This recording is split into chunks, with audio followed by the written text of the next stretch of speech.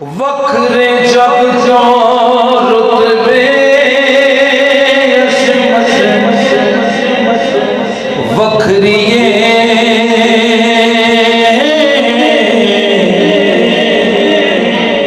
दुनिया फिर ले प्यो दी शफकत वखरिए हाय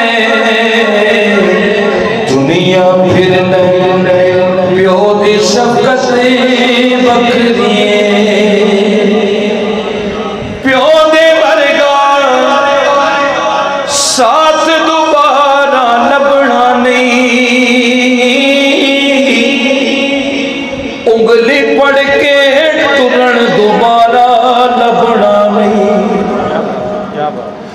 प्यो दे वर्गा साथ दोबारा लभना नहीं उंगली पड़ के तुरन दोबारा लभना नहीं प्यो दी हसी रब दी नेमत वखरी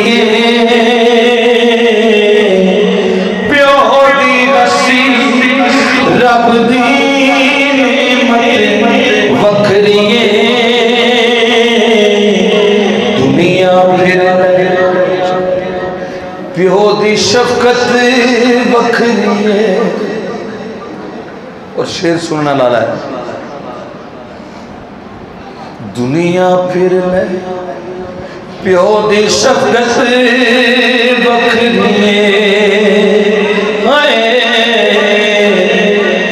दुनिया फिर ले प्यो दी शफकत वखरी प्यो दी गल्ला